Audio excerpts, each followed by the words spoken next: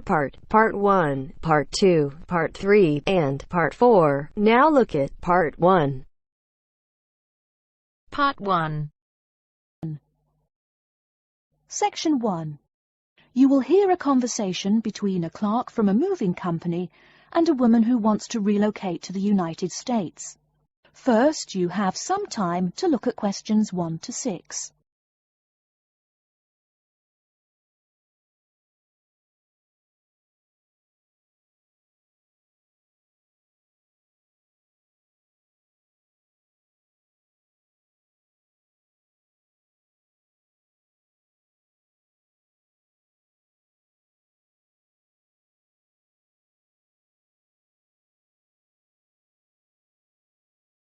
Listen carefully and answer questions 1 to 6. Good morning, ma'am, and welcome to Australia's Moving Experience. How can I help you? Well, I hope you can help me. I'm so up in the air right now. Just calm down now. Let me guess. You're moving and it has you a little confused. That's it exactly. You see, I'm relocating to the United States next month, and I'm having a hard time getting organised. Here, fill out your name and address and let me ask you a few questions. Oh, what should I call you? My name is Jane Bond. OK, Jane, first of all, what's your work phone number? In case I have any questions about things. My work phone is 9463 550. But please try not to call me too often there. My boss hates personal calls. So does mine, ma'am. So does mine. And what address should we ship your things to? My new company is letting me stay temporarily at 509 Clark House. That's CLARK. 1137 University Drive in Seattle. Seattle? Beautiful city, I hear. Mountains right beside the ocean almost. Cooler than Australia, too. OK, and when should we come pack your things? I guess that would be on Monday, March 11th. Do you want any help with an after-packing clean-up? We do that for a small additional charge. Yes, that would be helpful. I promised the landlord I'd give her the keys back by 5 p.m. on Thursday the 14th. Great. We'll just schedule the clean-up for that day. That way, the place will smell clean and there'll be no dust. Well, you do think of everything. Oh, how much is this going to cost? Here is a list of our basic prices. Oh dear, this seems rather expensive. Yes, ma'am, but you're paying for the best. We're careful and we're fast. Like we say, the only thing we break are speed records getting you moved. Well, maybe that's so. Oh, I nearly forgot to tell you. I don't want my furniture shipped with me. I won't be looking for an apartment till after I arrive in America. Would it be possible to put my furniture in storage here for a month, then have it sent along later?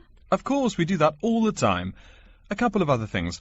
Here at A Moving Experience, we try to pack your things logically. We don't just throw stuff in boxes. Before you hear the rest of the conversation, you have some time to look at questions 7 to 10.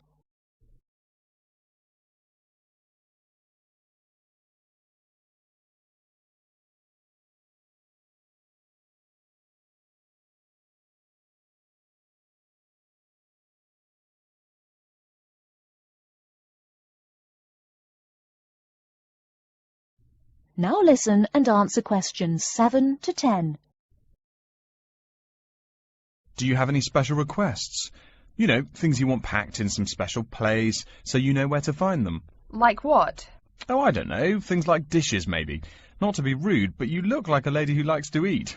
Ah, yes, I need my dishes and things where I can find them quickly. Great. We'll put those dishes and cutlery in what we call the emergency pack. Can you think of anything else? I do have an antique tea kettle my great-grandmother gave my mother. I wouldn't want to lose that. So I guess you'd better put that in storage with the furniture. Grandma's tea kettle with the furniture. Got it. Say, how about things like your alarm clock? You don't want to miss your plane on the big day, right? Well, you certainly think of everything. Yes, that's right. I'll also need my alarm clock where I can find it. Fine, we'll put that in your personal package. And of course, we'll give you a list of where we pack everything. So all you'll have to do on Thursday the 14th is grab your luggage on your way out the door. I couldn't help noticing the new CD player you're carrying. Is that a Samsung? Why, yes it is. One of their best. Cost me nearly $100, it did. Do you want to take special care of it? I mean, it's brand new. Take care of it, but nothing special. You can just put it in storage with the furniture. That looks like everything we need here. I guess you're all set. That was certainly quick. Thank you, young man. This has been a most moving experience.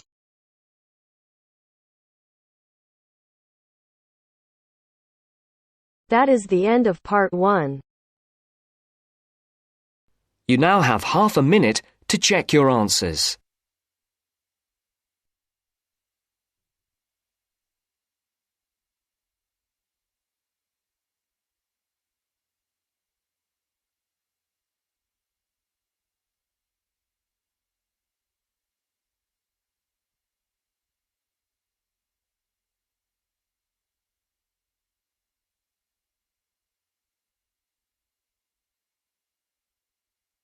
Now turns to part 2. Part 2. You will hear a talk about Runwell, a charity that raises money by organising running races. First, you have some time to look at questions 11 to 17.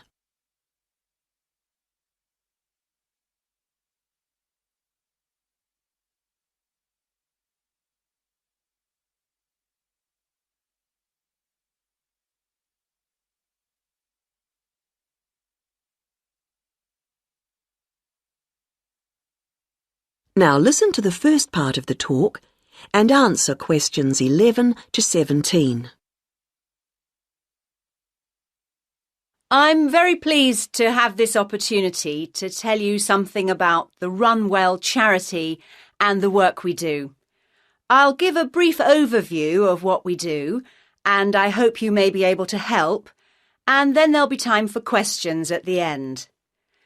Runwell's founder, Mike Hughes, took up long-distance running in 1987, raising money by doing sponsored half marathons, and in 1992 established the charity as we know it today. By 1997, the runs were being filmed by local TV, and today they appear on national TV every year. All the funds collected by Runwell go to the hospital, with the idea that those fit enough to run use their energy to assist the provision of people who are unwell for whatever reason. Now, if you want to race, and I assume that's why many of you are here, let me explain a couple of the basics. Races are run by teams, so you need to form and register a team. What you wear to run in is up to you, and I know some teams come up with some pretty wacky ideas. We have a standard design for your numbers, which we ask you to reproduce. So you make them up according to that standard. We don't want to spend valuable funds on doing that ourselves. Now, the race is run as a kind of relay, so while you won't actually compete side by side, we do recommend that you train as a group. This helps to optimise performance and build team spirit. It will also give you a fair idea of how much you need to eat and drink over the race distance. This is clearly essential for an effective performance, so please make sure you come along to the race with sufficient food and drink. Again, we don't spend money on providing that, but you do need to keep yourself going for the 20-kilometre course. The course goes through the town, then out through Highfield Park, concluding in the main square, where the applauding spectators will be ready to greet you. There are many different prizes, including oldest runner, youngest runner, team with the most sponsorship, team with the best costume. That one's donated by Zoom Fashions.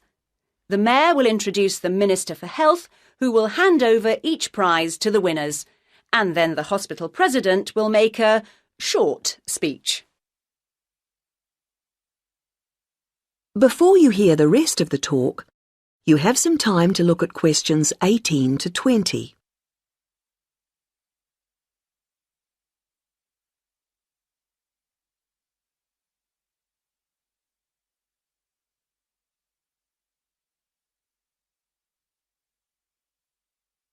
Now listen and answer questions 18 to 20. OK, that's the big race. But I know there are many people who don't feel they are up to running a 20-kilometre race, but who would nevertheless like to raise money for Run Well. Over the years, we've had experience of many ways of trying to collect money, some very successful, others less so. Now, of course, 20 kilometres is too far for children to run. But there was a sponsored swimming event at the local school last year, and that did very well. People have also tried to organise food-based events, such as selling homemade cakes and bread and so on at the market. And there was a large picnic arranged in Forbright Gardens, although these events failed to justify the efforts put into them, though I'm sure they were very tasty. These days, so many people are out at work all day that going from house to collect money isn't very effective. But it is possible to raise useful funds by selling small promotional items, such as badges with the Run Well motif on them. We're currently checking to see if postcards, perhaps showing the race's winners each year, might also be a good idea or not. We do appreciate the efforts that have gone into selling second-hand goods, but to be honest, the returns have not been very high on this. One very dedicated group organised a team quiz recently, which went very well, and it would be good to see more such activities. There's also been talk of a concert, but we'll have to see how plans for that progress. Now, are there any questions at this stage?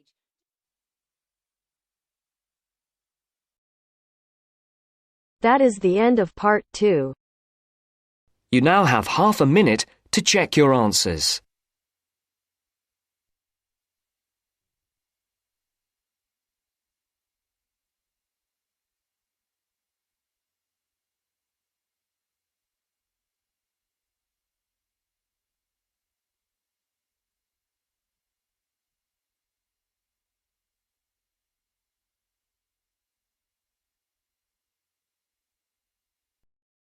Part 3. You will hear a student called Tina asking Professor Van Diesen for advice on choosing courses. First, you have some time to look at questions 21 to 26.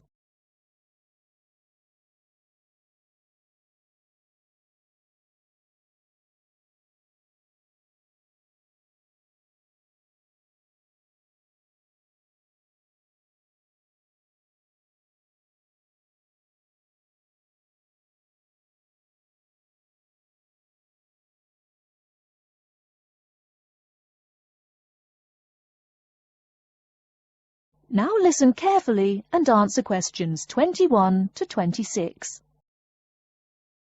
Hello, are you Professor Van Diesen? Yes, I am. And who might you be? Oh, sorry, my name is Tina. I'm a freshman here. They told me I should ask you for advice in choosing courses. Well, that's part of what I'm here for. Please come in and sit down. Now, what are your questions? I almost don't know. Everything is so confusing. Like, what is a specialized course? Oh, easy. A specialized course is one that is compulsory, meaning it's a requirement for your major and regular, so you can't place out by taking a proficiency exam. That sounds pretty strict. Then what are all these general courses? I seem to have to take so many. Nothing to be alarmed over. These are courses open to all students and not directly related to your major. The university offers these general courses to choose so that you can become more well-rounded individuals. For example, I see you're a microbiology major, so it might be a good idea to take some literature or history courses so that you can know something besides all science. You mean these courses are like for fun? That might be one way to look at it, but don't tell the literature professor such a thing. Think of a general course as the opposite of a specified course. A specified course is one that pertains directly to your major. So, can I take any microbiology course I want? Let's see. Oh, those courses used to be open to microbiology students only. The good thing is now it's open to students on a flexible schedule, so it's not only for full-time students. So the answer is yes, if you have the instructor's permission. May I ask you why you chose microbiology? Well, I also like plain old biology too. You know, full-size animals. I might even become a veterinarian. Could I take some biology classes? Well, they are open to full-time students only, which I believe is what you are. I don't know how a freshman would get along with microbiology, though. I mean, most of the students presently looking into it are from off-campus. Off-campus? Yes, you know, people who use it in their work at hospitals, laboratories, even a police detective. Why did you choose microbiology, if I may ask? I don't think you quite answered that. Well, eventually I want to be a doctor. At least my dad tells me so. If I may say so, young lady, you seem a little uncertain. Still, I think that might be a good idea for a career. Of course, if you're thinking about being either a doctor or a vet, you should take some medical science classes before you even think of applying to med school. Great! What should I take? There is one small problem. The new medical sciences building is under construction, so there are no experimental facilities available until next year. I'm afraid you'll have to wait, but don't forget to take those courses at the first opportunity. Oh, bummer. Is there any other course you'd recommend for someone like me? Well, since you seem to like animals, have you ever thought about looking into environmental science? No, I never really thought about it before. Is it worthwhile? Quite. In fact, it's the fastest-growing subject on this campus. Before you hear the rest of the talk, you have some time to look at questions 27 to 30.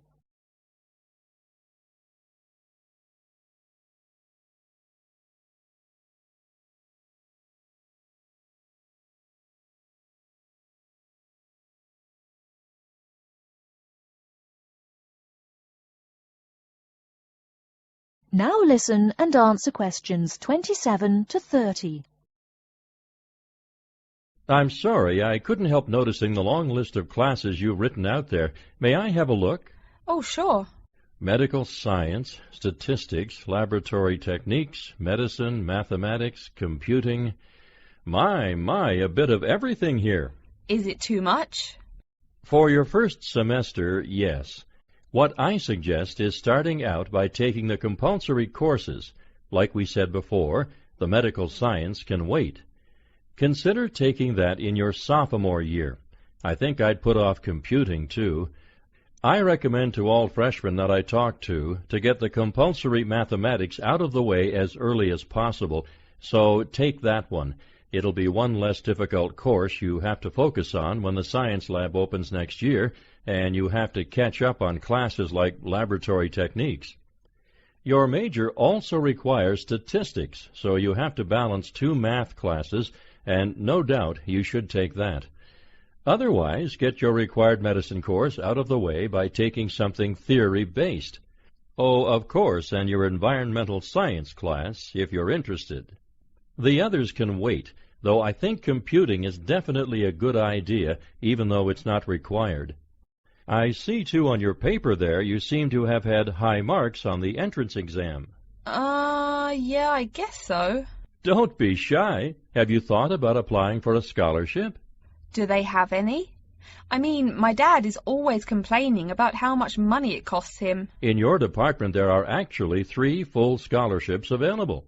They cover tuition and provide $1,500 cash. $1,500 cash? Party! Please, miss, the money is intended more as a textbook allowance, not party money. If you promise to behave, I'll show you how to apply. Great, and thanks.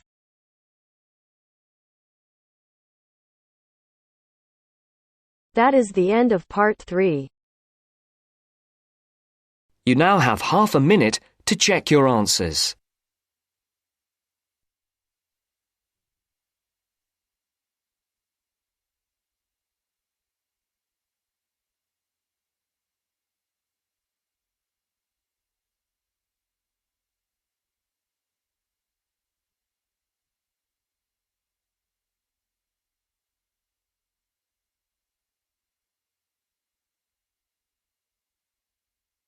Now turns to Part 4.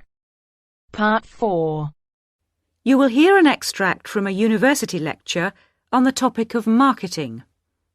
First, you have some time to look at questions 31 to 40.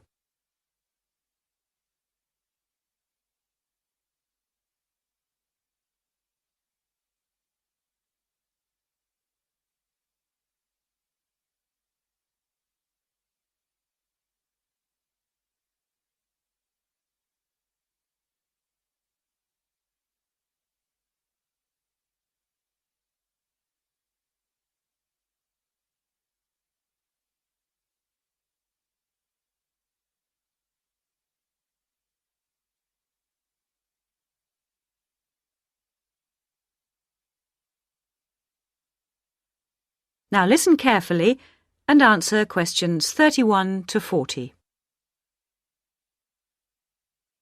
Last week we looked at some general principles associated with marketing, and today I'd like to look at some of those points in a little more detail. So, what is marketing?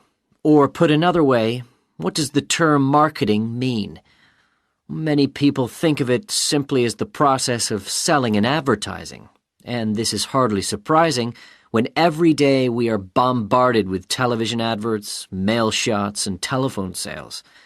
But selling and advertising are only two functions of marketing.